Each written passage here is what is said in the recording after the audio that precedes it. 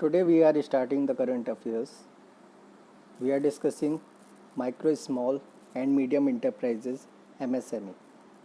MSMEs in India are a heterogeneous group in terms of size and structure of units, products and services offered, their scales of production and the use of technology with the considerable number of them falling in the unorganized sector.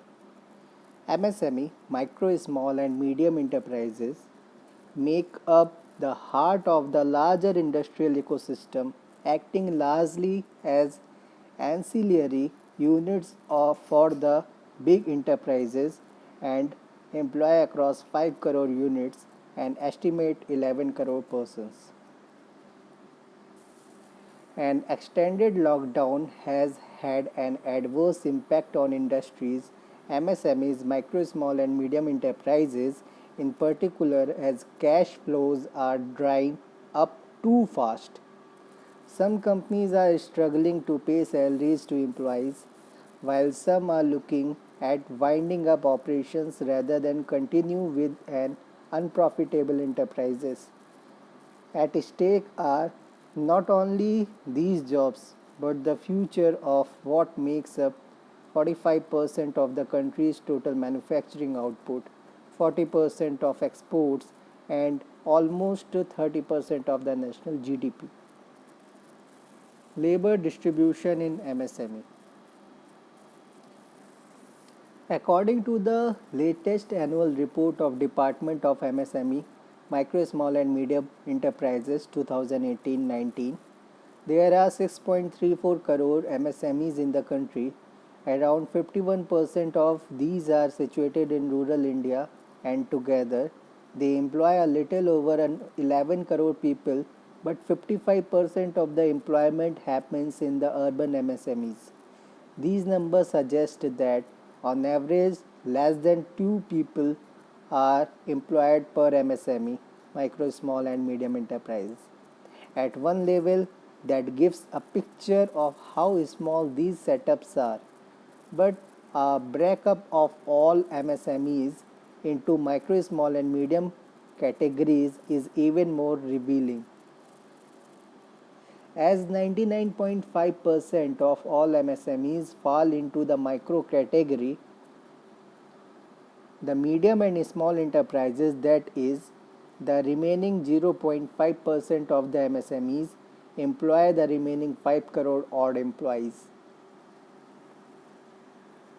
We can repeat it as 99.5% of all MSME fall into the micro category. The medium and small enterprises, that is, the remaining 0.5% of all MSMEs, employ the remaining 5 crore odd employees. Sociographic distribution of MSMEs in India. While micro enterprises are equally distributed over rural and urban India, small and medium ones are predominantly in urban India. In other words, micro enterprises essentially refer to a single man or a woman working on their own from their home. In terms of geographical distribution, 7 Indian states alone account for 50% of all MSMEs. These are Uttar Pradesh 14%, West Bengal 14%, Tamil Nadu 8%, Maharashtra 8%, Karnataka 6%, Bihar 5% and Andhra Pradesh 5%. The distribution of enterprises by caste further completes the picture. About 66% of the all MSMEs are, are owned by people belonging to the scheduled caste 12.5%, the scheduled tribes 4.1%, and the other backward classes 49.7%. Here is they are saying that the distribution of enterprise by caste further completes the picture. About 66% of all MSMEs are owned by people belonging to the scheduled caste 12.5%, the scheduled tribes 4.1%, and the other backward classes 49.7%. The gender ratio among employees is largely consistent across the board at roughly 80% male and 20% female. Problems faced by MSMEs in India. What are the problems? First one is out of the formal network. Out of the formal network. To begin with, most of the MSMEs are not registered anywhere. The big reason for this is that they are just too small, as even GST has its threshold and most micro enterprises do not qualify. This apparent invisibility tends to work for enterprises as well as against them. We can say that there are some taxation restraints and some other problems. Because of that, these MSMEs are not registered anywhere, and somewhere we can say that tax avoidance and tax evasions. Being out of the formal network, they do not have to maintain accounts, pay taxes, or follow regulatory norms, etc. This brings down their cost, but as it is clear in the time of crisis, it also reduces government's ability to help them. For instance, in some of the developed countries, the government has tried to directly provide wage subsidy and extra credit to small firms, but that could happen because even smaller firms were being mapped. Second problem is lack of financing.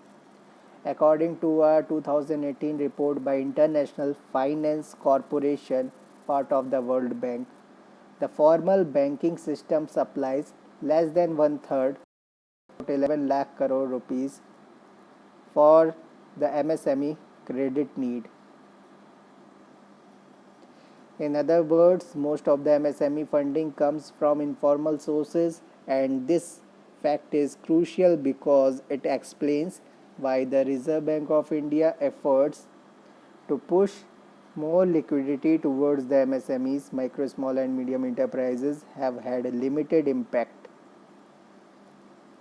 A key reason why banks stay away from extending loans to MSME, micro, small and medium enterprises is the high ratio of bad loans. Data shows that the defaults are higher for relatively bigger enterprises. The other big issues plaguing the sector in the delays in payments to MSMEs, be it from their buyers, which includes the government also, or things like GST refunds, etc. Problems faced by MSMEs are multifold. From the breakdown of the credit cycle, lack of availability of working capital to pay salaries and fixed costs, even as units are closed, and an inability to even encash their assets to maintain solvency. Companies use working capital for their day-to-day expenses, while the fixed expenses such as salaries to employees have remained constant even during the lockdown. There has been no income or cash that has come for a non-essential manufacturer or service provider. Even those operating in the essential item segment also seem to be impacted. Pharmaceutical MSMEs have reported facing serious issues with arranging accommodation for their workforce, as they do not have the infrastructure or money for it. While RBI data shows that the credit outstanding to the sector has contracted, many economists said credit availability may further tighten, with banks turning more risk averse now. Since a large number of state capitals have been classified in red zones, this is also a huge problem for MSME owners to find the points for sale across sectors. Add to this the huge question mark over labor availability as and when the lockdown opens, given that most of them employ migrants who are either stuck in camps or are trying to return home. To address the issue faced by MSMEs, the government has recently announced an economic relief plan. The announcement follows the Prime Minister's announcement of 20 lakh crore rupees plan to deal with the impact of COVID-19. Repeat this problem lack of financing. According to a 2018 report by International Finance Corporation, part of World Bank, the formal banking system supplies less than one third or about rupees 11 lakh crore of the MSME credit need. In other words, most of the MSME funding comes from informal sources, and this fact is crucial because it explains why the Reserve Bank of India's effort to push more liquidity towards the MSME have had limited impact. A key reason why banks stay away from extending loans to MSMEs is the high ratio of bad loans. Data shows that the defaults are higher for relatively bigger enterprises. The other big issue plaguing the sector is the delays in payments to MSMEs, be it from their buyers, which includes the government also, or things like GST refunds, etc. Problems faced by MSMEs are multifold, from the breakdown of the credit cycle, lack of availability of working capital, to paying salaries and fixed costs even as units are closed, and an inability to even encash their assets to maintain solvency. Companies use working capital to their day-to-day expenses, while the fixed expenses such as salaries to employees have remained constant even during the lockdown. There has been no income or cash that has come for a non-essential manufacturer or service provider. Even those operating in the essential item segment also seem to be impacted. Pharmaceutical MSMEs have reported facing serious issues with arranging accommodation for their workforce as they do not have the infrastructure or money for it.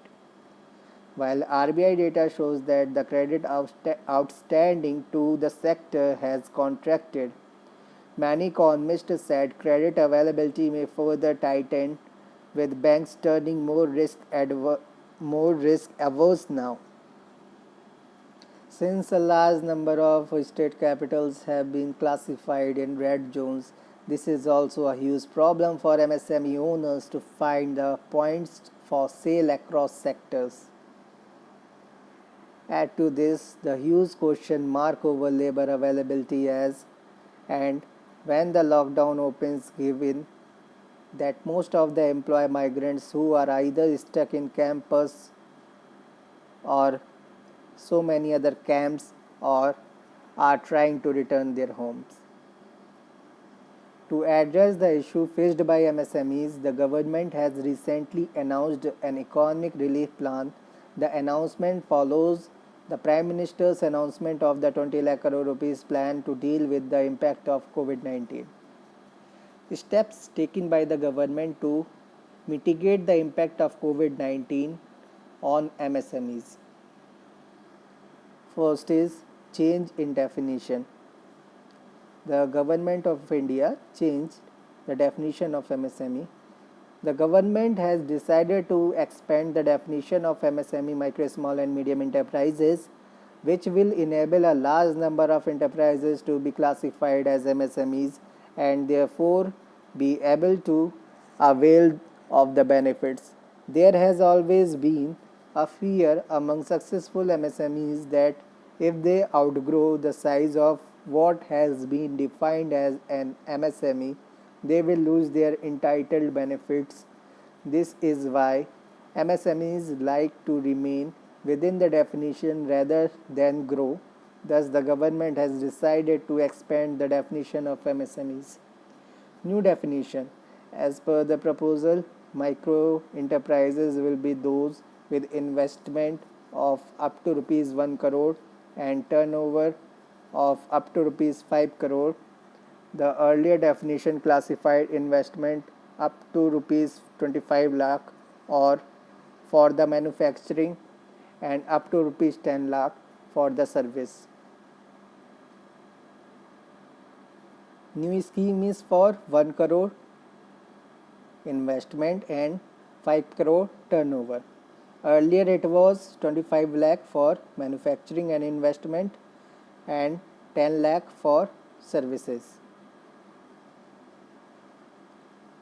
For small enterprises, the classification covers up to 10 crore rupees in investment and 50 crore rupees in turnover against investment of up to rupees 5 crore is manufacturing and up to rupees 2 crore in services. For small enterprises, classification covers up to 10 crore rupees in investment and 50 crore rupees in turnover against investment of up to rupees 5 crore in manufacturing and up to 2 crore in services. That has also changed. The medium enterprises in the manufacturing and services sector will now include companies with investment of 50 crore rupees in plant and machinery and turnover up to 250 crore rupees.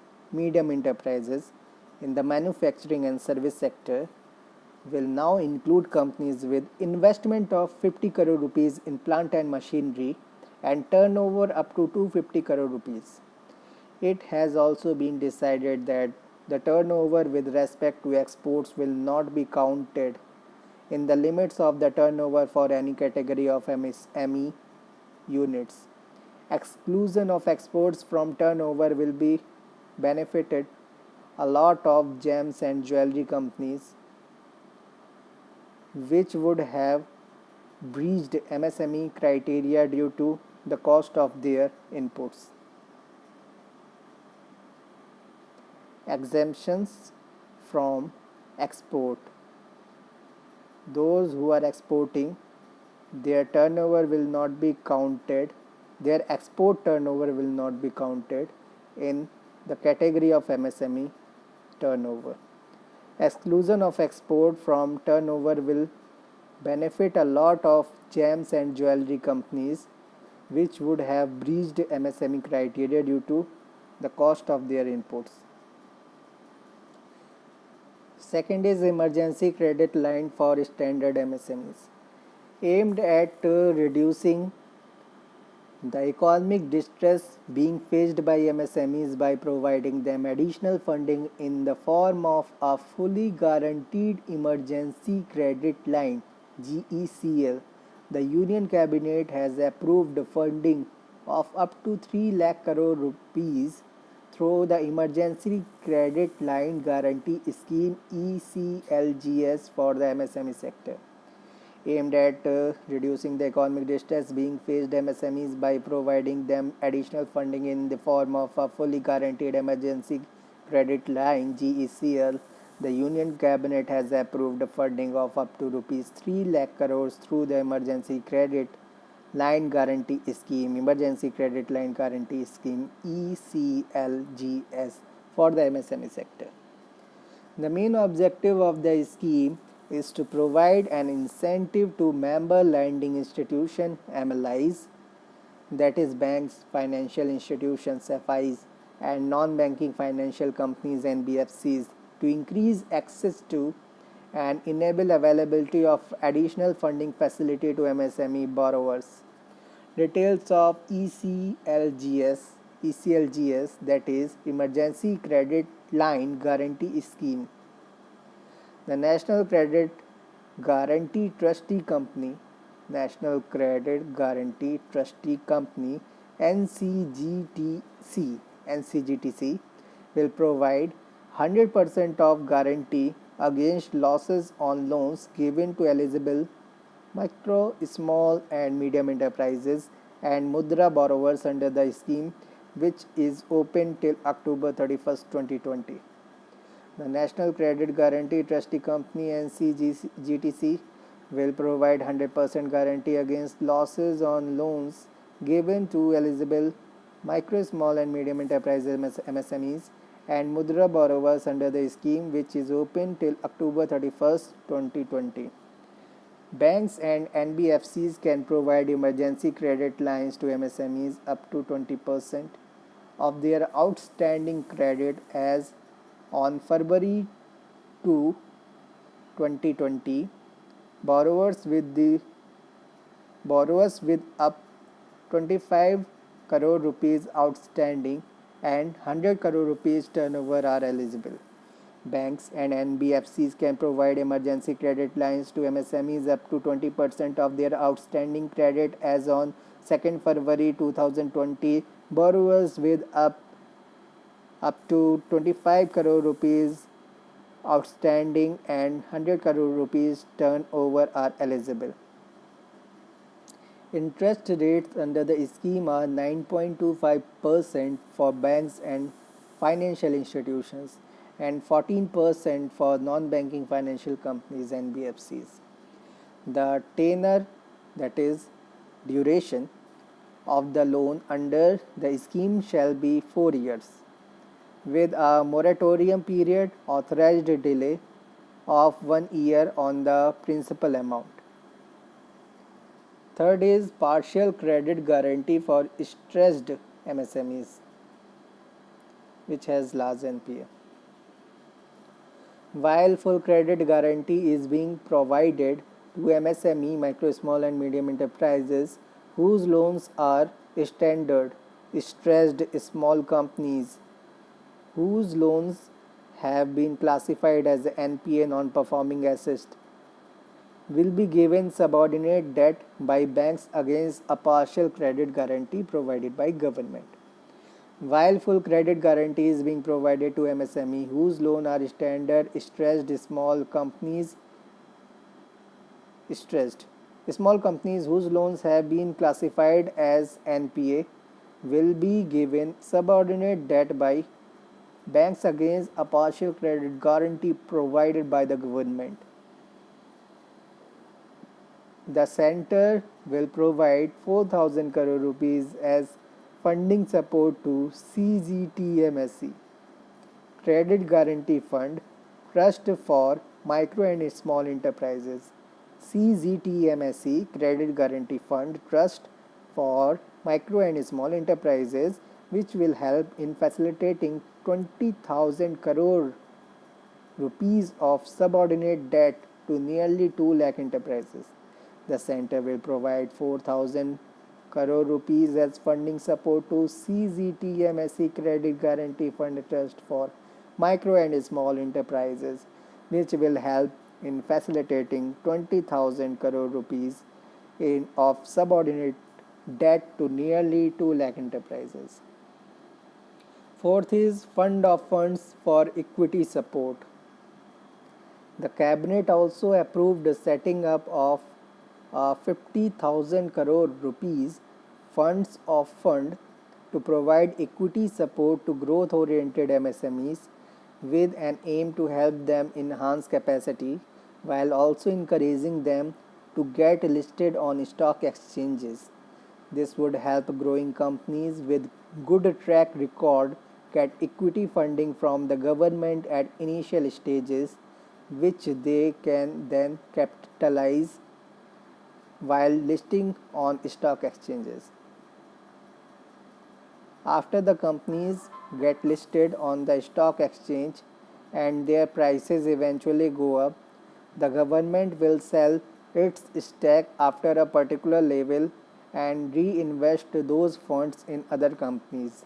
The proposed fund will also benefit from such eventual listing of MSMEs, as listing of companies will help free up capital of the fund, which can be further used for equity infusion. Fund for Equity Support. The capital also approved the setting up of a 50,000 crore rupees fund of funds to provide equity support to the growth-oriented MSMEs with an aim to help them enhance capacity while also encouraging them to get listed on stock exchanges. This would help growing companies with good track record get equity funding from the government at initial stages, which they can then capitalize while listing on the stock exchanges.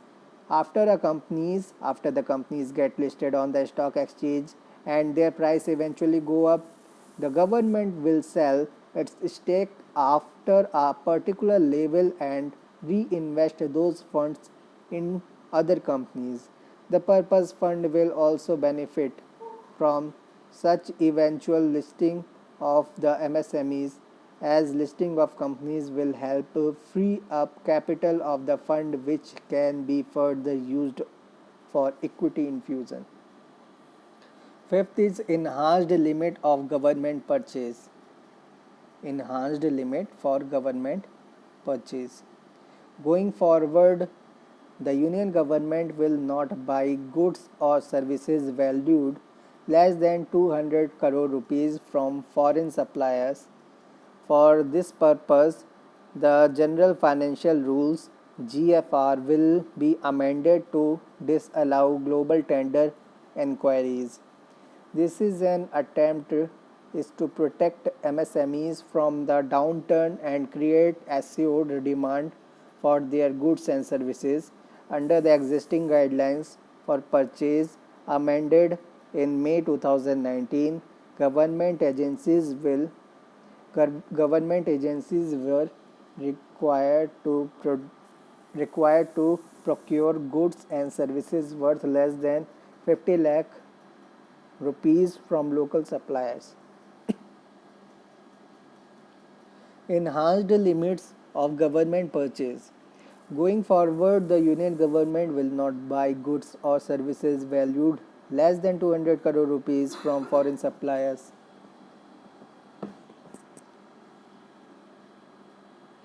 For this purpose, the General Financial Rules GFR will be amended to disallow global tender inquiries.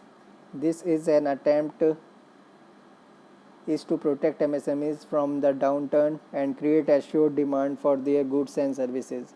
Under the existing guidelines for purchase amended in 2019 May, government agencies were required to procure goods and services worth less than 50 lakh rupees from local suppliers. Needs for credit guarantees. Even before the COVID 19 crisis, Indian government finances were in poor health. This pandemic has meant that government revenues will come under further pressure. Experts are already proposing a GDP contraction of 5% to 10% in the current financial year, which will result in a revenue loss of anywhere between 5 to 7 lakh crore rupees. Efforts to push liquidity via the banks have not helped because banks simply do not want to lend any new money. Banks quite justifiably suspect that any new loans will only add to their growing mountain of non performing assets NPAs.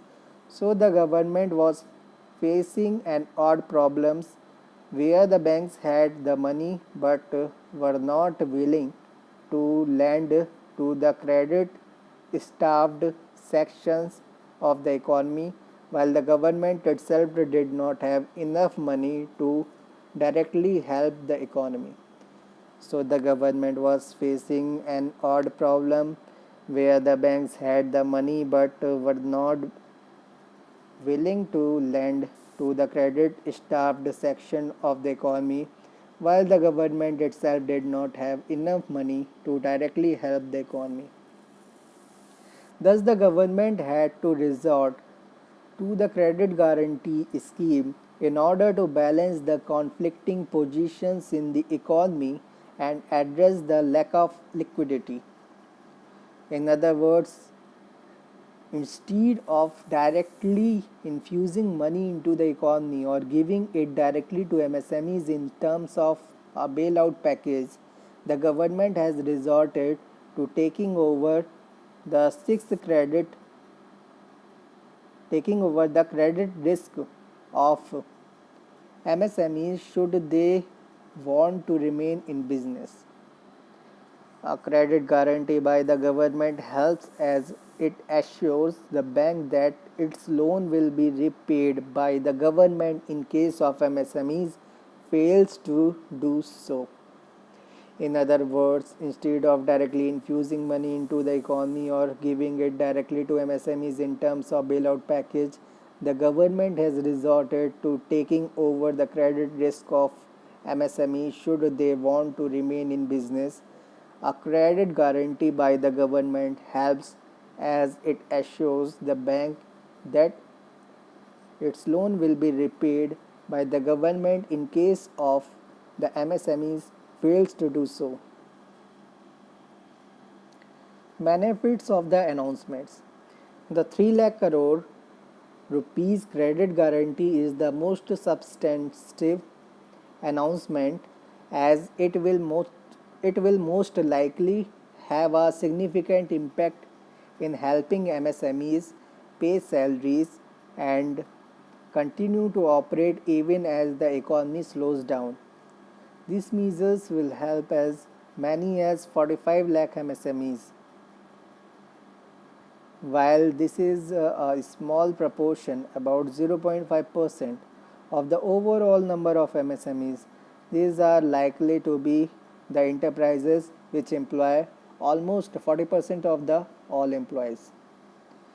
The 3 lakh crore rupees credit guarantee is the most substantive announcement as it will most likely have a significant impact in helping MSMEs pay salaries and continue to operate even as the economy slows down. These measures will help as many as 45 lakh MSMEs. While this is a small proportion, about 0.5% of the overall number of MSMEs, these are likely to be the enterprises which employ almost 40% of the all employees. The change in the definition of MSME will also help because turnover is the more efficient way to identify an MSME, and it also allow a lot of firms, especially in the service sector like mid-sized hospitals, hotels and diagnostic centers to be eligible for benefits as an MSME. The redefinition will assist the MSME sector in growing and emerging as vibrant and dynamic sector contributing to self-reliance and employment in a big way. Issues with the announcement. What are the issues with the announcement for the 20 lakh crore package or 3 lakh crore package? There is a risk of deteriorating there is a risk of deteriorating credit culture as bankers would have no liability, which may lead to an increase in ad hoc disbursement of loans. A 100% credit guarantee leaves no incentive for either borrower to pay back, he has nothing to lose, or for the lender, as the banker is assured of payback from the government. As a result, it is quite likely that the government will have to start paying money to cover these loans in the next financial year when MSME and PAs rise once the moratorium is over.